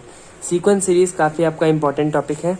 सीक्वेंस सीरीज में देखिए आप 4 से 5 क्वेश्चन आपको पूछेगा हर साल, ठीक है। और सीक्वेंस सीरीज में जो भी मैंने यहाँ लिखा है इन्हीं में से 4 से 5 क्वेश्चन बने। देखिए सीक्वेंस सीरीज जो बेसिक है उसमें से आपको पूछ लेगा सम ऑफ द सीरीज वगैरह, एपी जीपी HP, ठीक है। हार्मोनिक प्रोग्रेशन आपको पढ़ के जाना है, इसमें से क्वेश्चन आता ही आता है हमेशा। अब जनरल टर्म और इनके सम्स, जितने भी आपके एपी हैं और जो भी आपका जीपी है इसका जनरल टर्म और सम ऑफ द सीरीज और बाकी जो इससे रिलेटेड आपके क्वेश्चंस होते हैं वो सब। अर्थमेटिक ज्योमेट्रिक प्रोग्रेशन, इसमें से क्वेश्चन जरूर पूछता है हर साल। और एक आता है आपका question 1/n summation n equal to 1 से इन्फिनिटी 1/n माइनस 1/n+1, इस तरीके का क्वेश्चन आता है आपका। मैंने जो मोस्ट एक्सपेक्टेड क्वेश्चंस की एक सीरीज़ बनाई है उसमें 7 से 8 वीडियोस हैं, वहाँ पर मैंने मैथ्स के लेवल बनाया हुआ है, तो आप डिस्क्रिप्शन में जाकर उसे देखिए, प्लेलिस्ट पड़ी हुई है।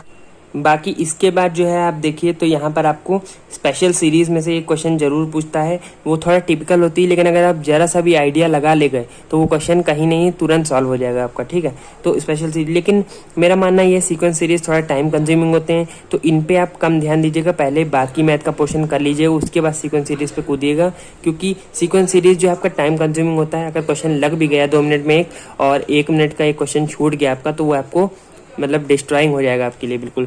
तो ये आपका हो गया। अब मूव करते हैं कोऑर्डिनेट ज्योमेट्री। देखिए कोऑर्डिनेट ज्योमेट्री काफ़ी इजी और काफ़ी स्कोरिंग टॉपिक रहता है आपका BHU-BSc मैथमेटिक्स के पेपर में। तो आप देखिए स्ट्रेट लाइंस में से 2 और ये कोनिक सेक्शन स्ट्रेट लाइन, इनमें से 2 से 3 क्वेश्चन पूछ लेगा। जितनी भी आपकी लाइन और उसकी इक्वेशन है, point slope, 2 point, normal, intercept, parametric जो भी हैं सब आपको पढ़नी है, ठीक है। ये सब आपकी रटे रटाई चीज़ें हैं। Equation of family of lines आपको कभी कभी पूछ लेता है, distance of a point from, ये सब तो नॉर्मल सी चीज़ें, ये सब पूछता नहीं है, ये सब का यूज़ होता है दूसरे क्वेश्चन में। कोनिक सेक्शन है, कोनिक सेक्शन में सर्किल, इलिप्स, पैराबोला, हाइपरबोला, जितने भी आपके स्टैंडर्ड इक्वेशंस हैं, क्वेश्चंस हैं इसके ऊपर सब अपनी कोर्स बुक से कर लीजिए।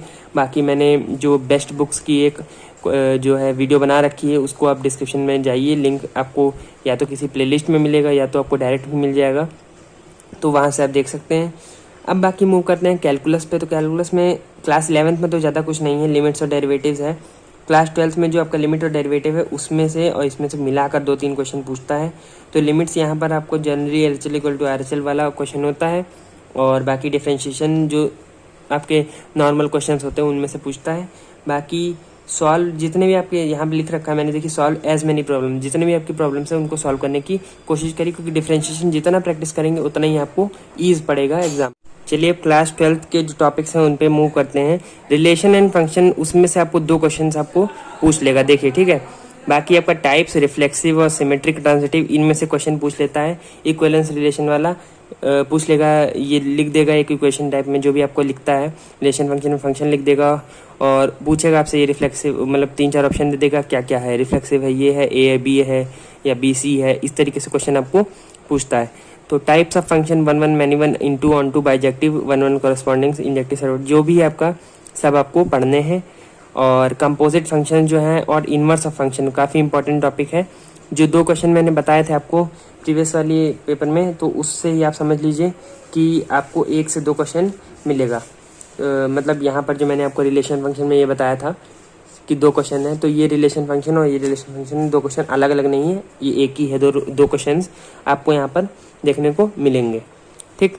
अब यहाँ पर देखिए आपको मैनी 1 फंक्शन हो गया आपका, यहाँ पर ये इन 1 और ये बाइजेक्शन, इससे आपको उसी तरीके से 4 ऑप्शन दे देंगे, पूछ लेंगे 1 है, ये क्या है, मैनी 1 है, इनटू है, बाइजेक्ट, इस तरीके से क्वेश्चन आपको पूछता है। इनवर्स फंक्शन के काफ़ी सिंपल क्वेश्चंस आते हैं आपके, बाइनरी ऑपरेशंस पे भी काफ़ी सिंपल क्वेश्चंस आते हैं, उनको आप जरूर देख लीजिएगा, स्टार इसीलिए मैंने बना रखा है। तो इस तरीके के क्वेश्चन आपको पूछता है। बाकी अब आपका आता है इनवर्स ट्रिग्नोमेट्रिक फंक्शंस। तो इनवर्स ट्रिग्नोमेट्रिक फंक्शंस में आपको काफ़ी क्वेश्चन देखने को मिल जाएंगे, 2 से 3। केवल आपको फॉर्मूलेज तैयार होने चाहिए और आपको थोड़ा सा बेसिक नॉलेज चाहिए किस तरीके के क्वेश्चन को हैंडल करना है। इनवर्स ट्रिग्नोमेट्रिक पर मेरी एक वीडियो बनी हुई है और मोस्ट इंपॉर्टेंट क्वेश्चन सीरीज़ आप देखिए डिस्क्रिप्शन में जाकर। और जितने भी मैं मैथ्स के टॉपिक्स पढ़ाता हूँ, क्योंकि तो मैथ्स आप देखिएगा, जितने भी आपको मोस्ट इंपॉर्टेंट क्वेश्चन सीरीज़ में दिए हुए हैं टॉपिक्स, उन सबको आप जाकर आज ही देखिए, क्योंकि वो बहुत सारे इंपॉर्टेंट टॉपिक्स हैं। उनमें से क्वेश्चन मैंने बताए हुए हैं कि इस तरीके के क्वेश्चन आते हैं जनरली, तो उसको आप ज़रूर देखिए, आपके लिए बहुत हेल्पफुल रहेगा। और मैं आशा करता हूँ अभी तक आप बोर नहीं होंगे, क्योंकि यह आपके एग्जाम पॉइंट ऑफ व्यू से बहुत ही इंपॉर्टेंट है। हाँ, वीडियो थोड़ा लंबा है, लेकिन चलिए उसको देखते हैं। इनवर्स में domain range of inverse function आपको देखना है, एलिमेंट्री प्रॉपर्टीज़ और इनवर्स फंक्शन जो भी है आपका, वो आपको देख लेनी है। जितनी भी प्रॉपर्टीज़ हैं इनवर्स की और जितने भी फॉर्मूले हैं, सब फार्मूला बेस्ड क्वेश्चन आएंगे आपके, ठीक है। 10 के हो गया और बाकी आपके cos 3x वाला जो होता है फॉर्मूला, तो इस तरीके से जितने भी आपके फॉर्मूले हैं वो सब आपके हैं, आपको याद करने हैं, आपको सॉल्व करने हैं, उससे रिलेटेड क्वेश्चन आपको देखने हैं जितने भी आपकी कोर्स बुक में हैं। और बाकी आपकी क्वेश्चन बैंक्स तो आप जानते ही हैं, क्वेश्चन बैंक्स के प्लेलिस्ट पड़े हुए हैं, फिजिक्स केमिस्ट्री मैथमेटिक्स तीनों के लिए, सभी के ऊपर क्वेश्चन बैंक्स बने, जितने भी आपको टॉपिक में मैं बताए हैं अभी तक, सभी के ऊपर क्वेश्चन बैंक्स बने हुए हैं। आपको डिस्क्रिप्शन में बस जाना है, प्लेलिस्ट सर्च करनी है, प्लेलिस्ट में आपका ना टॉपिक देखना है, वीडियो शुरू करना है और क्वेश्चंस लगाते जाना है, ठीक। अब मैट्रिसेस देखते हैं। एक क्वेश्चन आपका जनरली बनता है transpose symmetric, skew symmetric, inverse of matrix. इन्हीं में से इनवर्स का जो सेकंड ऑर्डर की 2 क्रॉस 2 की मैट्रिक्स होती है, उसका एक शॉर्ट ट्रिक होती है, वो मैंने बताई हुई है अपने मोस्ट इंपॉर्टेंट क्वेश्चन सीरीज के फॉर्मूले में, उसको आप देख लीजिएगा। तो चलिए ये आपका पेज हो गया। अब आप देखते हैं डिटर्मिनेंट में। तो डिटर्मिनेंट में देखिए 1 से 2 क्वेश्चन आपको पूछता है, प्रॉपर्टीज ऑफ डिटर्मिनेंट। जैसे एग्जांपल के अगर ए मान लीजिए आपकी 3 ऑर्डर की डिटर्मिनेंट है, मतलब 3 क्रॉस 3 की है, तो अगर अंदर से कोई बाहर आएगा कांस्टेंट, तो वो उसकी जितने ऑर्डर का उसकी पावर आएगी के क्यूब डिटर्मिनेंट ए, ठीक है। तो इस तरीके से आप समझ लीजिए। और ये मॉडल नहीं है, ये डिटर्मिनेंट, ठीक है। तो क्वेश्चंस ऑन प्रॉपर्टी, जितनी भी प्रॉपर्टीज होती हैं आपकी डिटर्मिनेंट की और जो भी आपकी प्रॉपर्टीज होती है उन पे क्वेश्चन आप जानते हैं, कितनी लंबी एक्सरसाइज दी हुई है आपके पास, उसको सॉल्व करना है, क्योंकि वो आपको बहुत हेल्पफुल रहेगी। एडजॉइंट और इनवर्स पे एक क्वेश्चन आता है आपका, और कंसिस्टेंसी इनकंसिस्टेंसी पे कभी कभी क्वेश्चन पूछते हैं, कभी कभी नहीं पूछते हैं। तो इस तरीके से आपके या तो इससे पूछ लेगा, इससे पूछ लेगा, या तो ऊपर वाले में से एक पूछ लेगा, इससे पूछ लेगा। एडजॉइंट इनवर्स जरूर रहता है, इन दोनों में से कभी कभी जो आपका है वो ट्रांसफर होता रहता है क्वेश्चन। बाकी आपका कॉन्टिन्यूटी डिफरेंशिएबिलिटी हो गया। तो इसमें देखिए आप 3 क्वेश्चन आपको देखने को मिल जाते हैं। चेन रूल और इनवर्स ट्रिग्नोमेट्रिक फंक्शन है, उनमें से एक क्वेश्चन हो गया आपका। इम्प्लिसिट फंक्शन के डेरिवेटिव जो होते हैं आपके, उनमें से अगर एक फंक्शन का दूसरे फंक्शन से डेरिवेशन करना है तो आप जानते हैं किस तरीके से आपका होता है, आपको सिखाया गया होगा। डेरिवेशन ऑफ एक्सपोनेंशियल लॉगरिथमिक जो भी फंक्शन है। बाकी एक क्वेश्चन आपका रोल्स थ्योरम और लैग्रांज मीन वैल्यू थ्योरम से जरूर आता है। रोल्स थ्योरम और लैग्रांज मीन वैल्यू थ्योरम आपको पता होगी क्या होता है। अगर एक फंक्शन कॉन्टिन्यूस है इन ए बी, और मतलब कॉन्टिन्यूस है अगर एक फंक्शन ए बी में, मतलब एक आपका ये रेंज है ए से बी में, और मतलब ब्रेक नहीं है कहीं पर, अगर कॉर्नर्स है तो आपका सी एक पॉइंट ऐसा मिल जाएगा वहाँ पर, जिसके लिए फंक्शन की वैल्यू जो है आपकी क्या हो जाएगी, जीरो, एफ डैश जो है सी वहाँ पर ज़ीरो हो जाएगा। तो इस तरीके से आपका जो क्वेश्चन होता है वो पूछा जाता है। लैग्रेंज मीन वैल्यू थ्योरम में भी यही है, f dash equal to f b minus f a, तो उसके बराबर स्लोप हो जाता है। इस तरीके से सब कॉन्सेप्ट मैंने बताए हुए हैं, आप देखिए जाकर। बाकी आपका एओडी है, मतलब एप्लीकेशन ऑफ डेरिवेटिव्स, तो इसमें से क्या होता है, कभी कभी क्वेश्चन पूछता है, जनरली नहीं पूछता है, और पूछता है तो आपका ये देखिए यहाँ पर मैक्सिमा या मिनिमा से पूछेगा, स्टेशनरी पॉइंट वाले में से मैक्सिमा मिनिमा से, बस वहीं से क्वेश्चन पूछता है। इंक्रीजिंग डिक्रीजिंग फंक्शन है आपका, ये सब आपको कभी कभी जो आपके ऑप्शन है उसमें आपको मिल जाता है, तो वो आप देखिएगा। थोड़ा सा डिस्टर्बेंस है बाहर, उसको आप इग्नोर करिए। और ये आप देखिए इंटीग्रेशन में आप देखिए मोस्ट एक्सपेक्टेड क्वेश्चंस हैं, उसकी एक सीरीज़ मैंने बनाई इंटीग्रेशन पे, वो भी आप देख सकते हैं जाकर। और बाकी इंटीग्रेशन में जहाँ जहाँ से मोस्टली क्वेश्चंस पूछता है वो मैंने लिखे हैं। पार्शियल फ्रैक्शन से कभी आ जाता है इंटीग्रेशन बाय पार्ट, 4 से 5 क्वेश्चन इससे डेफिनेट और इनडेफिनेट दोनों से पूछता है। तो डेफिनेट पे तो देखिए प्रॉपर्टीज़ पे ही आते हैं सारे क्वेश्चन, और बाकी एरिया डेफिनेट में मतलब प्रॉपर्टीज़ पे आएगा कि अगर 0 से 2a है तो उसको 2 टाइम्स लिख लेंगे, अगर इवन फंक्शन है, नहीं इवन है तो आपका देखिए ऑड है तो अलग बात है। देखिए इंटीग्रेशन बाय पार्ट, एक ये वाला जो आइडेंटिटी होती है कि इंटीग्रेशन ई पावर एफ एक्स, और अगर उसका यहाँ पर अगर डिफ्रेंशिएशन लिखा है तो ई पावर एक्स एफ एक्स ही हो जाता है प्लस सी। काफ़ी सिंपल क्वेश्चन पड़ जाता है, लेकिन अगर आप करने बैठ जाएंगे तो आपको थोड़ा टाइम लग जाएगा, यही है। तो इस तरीके से क्वेश्चन आता है। बाकी ये एक क्वेश्चन इस तरीके से आता है आपका, देखिए बाई पार्ट्स में से जब दो, क्योंकि देखिए जब बाई पार्ट्स सब लगाते हैं इंटीग्रेशन बाई पार्ट्स तो दो बनते हैं आपके, एक इधर बनता है, एक यहाँ पे इंटीग्रेशन बनता है। तो यहाँ जो इंटीग्रेशन बनता है वो पहले वाले को कट कर देता है, और केवल आपका जो पहला वाला है बाई पार्ट्स का उससे आंसर निकालता है। तो ये क्वेश्चन आता है आपका, इसको आपको काफ़ी अच्छे से देखना है। बाकी आपका ये जो आपके ये फॉर्मूले हैं, इनमें से क्वेश्चन लंबा कर देते हैं जिससे कि बच्चा फंस जाए वहाँ पर और उसका टाइम वेस्ट हो जाए, ठीक। तो ये वाले क्वेश्चन से बच के रहना आपको। बाकी इन जो टॉपिक्स हैं इनमें से अच्छे से तैयार करने सारे क्वेश्चन, ठीक। डेफिनेट इंटीग्रल जैसा कि बताया सारे प्रॉपर्टीज बेस्ड क्वेश्चन आएंगे, ठीक है। और चलिए अब डिफरेंशियल इक्वेशंस को देख लेते हैं। तो डिफरेंशियल इक्वेशन में देखिए आपको ऑर्डर डिग्री हो गया, सेपरेशन ऑफ वेरिएबल, होमोजेनियस, जितने भी 4 टाइप के पढ़ाए गए आपको, separation of variable, homogeneous differential equation, integrating factor वाला। और इंटीग्रेटिंग फैक्टर में देखिए 2 तरीके से पूछता है, एक वाई डिपेंडेंट और एक्स इंडिपेंडेंट, और एक एक्स डिपेंडेंट और वाई इंडिपेंडेंट। तो दोनों आप देख लीजिएगा, इस तरीके से आपके क्वेश्चन पूछेगा, और जो भी है आपका वो आप थोड़ा सा तैयार रखिएगा, ठीक है। तो डिफरेंशियल इक्वेशन में से 2 क्वेश्चन देखिए आप मैंने लिखा है, दो किसी में से भी प्रॉपर्टी में से, सेपरेशन ऑफ वेरिएबल हो गया, होमोजेनियस डिफरेंशियल इक्वेशन हो गया, या आपका इंटीग्रेटिंग फैक्टर, इनमें से किसी में से भी आपको 2 क्वेश्चन पूछ लेगा। चलिए अब देखते हैं वेक्टर 3D। तो वेक्टर 3D देखिए मोस्ट स्कोरिंग और मोस्ट सिंपल टॉपिक आता है, वेक्टर्स और 3D, 4 से 5 क्वेश्चन इनमें से बनते हैं आपके। वेक्टर में देखिए आपका scalar vector, direction ratio cosine, scaler dot product, vector cross product, scalar triple product, vector triple product, ये जो 4 टॉपिक मैंने आपको बताए हैं, ये 4 टॉपिक आपके काफ़ी इंपॉर्टेंट है। इनमें से क्वेश्चन पूछता है आपका, एक होता है लैग्रांजेस आइडेंटिटी, जिसमें ए क्रॉस बी, वो मैंने आपको मोस्ट एक्सपेक्टेड सीरीज में बताया है, ए क्रॉस बी का whole square equal to mod a square mod b square और माइनस ए डॉट बी का स्क्वायर। तो ये आपकी क्वेश्चन होती है, इस तरीके से आपको ये क्वेश्चन पूछता है यहाँ पर। और इसके लिए मोस्ट एक्सपेक्टेड सीरीज़ में मैंने बताया हुआ है क्वेश्चंस की सीरीज़ में, वहाँ पर आप जाकर देख लीजिए आराम से। 3D के लिए आप देखते हैं, तो 3D में आप देखिए कार्टेशियन और vector equation of line, coordinates, Q lines, shortage distance में से एक क्वेश्चन पूछ लेता है अक्सर, और फॉर्मूला बेस्ड होता है डायरेक्ट, ठीक है। कार्टेशियन और vector equation of plane, angle between line, 2 lines के बीच में, 2 प्लेन्स, लाइन प्लेन के बीच में, distance of a point from plane, एक पॉइंट की डिस्टेंस प्लेन से। तो जितने भी यहाँ पर सब लिखे हैं इनमें से क्वेश्चंस आपको देखने को मिल जाते हैं। तो वेक्टर 3D आपको अच्छे से तैयार करके जाना है, 4 से 5 क्वेश्चन आपको देखने को मिलेंगे। हालांकि अलग बात है 2020 में थोड़ा सा बच्चों को घुमा दिया, 3D में से एक भी क्वेश्चन नहीं पूछा, वेक्टर में से 3 क्वेश्चन पूछे और हटा दिया सब।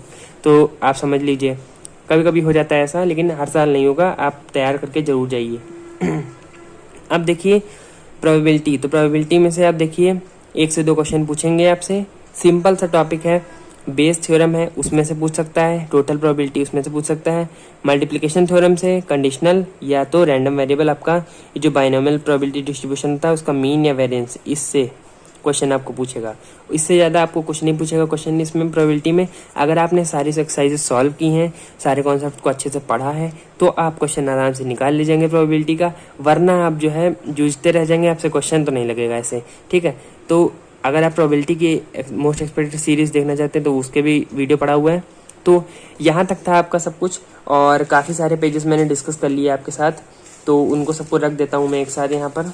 तो चलिए, वीडियो में इतना ही था फ़िलहाल, लेकिन आप अगर डिस्क्रिप्शन बॉक्स में जाइए, वहाँ पर मेरे चैनल पर बहुत सारी चीज़ें पड़ी हुई हैं, बहुत सारी इंफॉर्मेटिव, बहुत सारे क्वेश्चन, जितने भी टॉपिक आप देख रहे हैं यहाँ पर, फिजिक्स हो, केमिस्ट्री हो, मैथमेटिक्स, तीनों के लिए, सभी के लिए, जितने भी टॉपिक बताए सबके लिए आपको क्वेश्चन बैंक मिल जाएगा, ठीक।